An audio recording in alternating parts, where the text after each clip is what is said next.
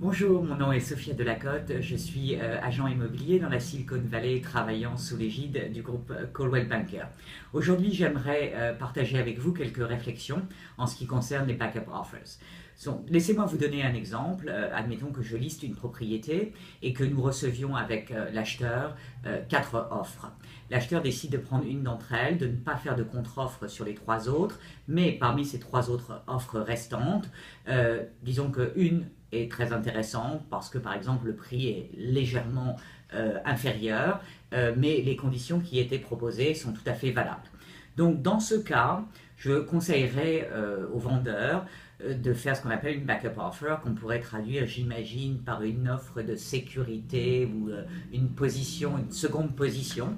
Et cela revient à faire quoi? Cela revient tout simplement à écrire à cet acheteur potentiel en lui disant voilà, nous ne vous avons pas choisi en premier, mais nous considérons que votre offre est tout à fait intéressante et nous aimerions vous proposer d'être backup, ce qui revient à dire que nous voudrions, s'il se passe quelque chose avec l'acheteur que nous avons choisi, vous donner la possibilité d'être la prochaine personne sur la liste pour acheter ce bien.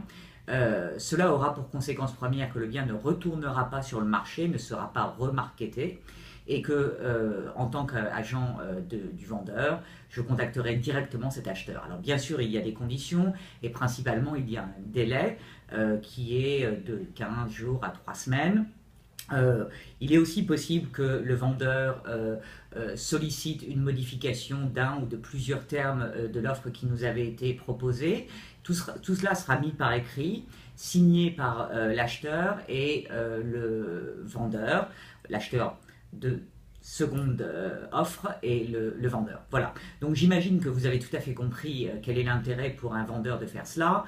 Il a déjà un acheteur tout prêt avec lequel il a pré-négocié les termes du contrat si jamais il se passe quelque chose avec l'acheteur qu'il a choisi. Si vous êtes un acheteur, cela présente également un intérêt pour vous parce que si vous êtes dans un seller's market comme nous sommes aujourd'hui et qu'il y a très peu d'inventaire, il n'est pas du tout certain que vous trouviez la maison de vos rêves ou l'appartement de vos rêves dans les semaines qui suivent. Donc vous savez que si jamais il se passe quelque chose, eh bien vous pouvez potentiellement devenir l'acheteur de cette propriété pour laquelle vous avez signé une backup offer, rappelant bien évidemment qu'il doit y avoir une limite dans le temps, un accord sur le prix, la chose et les conditions différentes qui peuvent vous être proposées. Voilà, j'espère que cela vous sera utile et je vous dis à très bientôt sur mon YouTube Real Estate. Thank you, bye bye.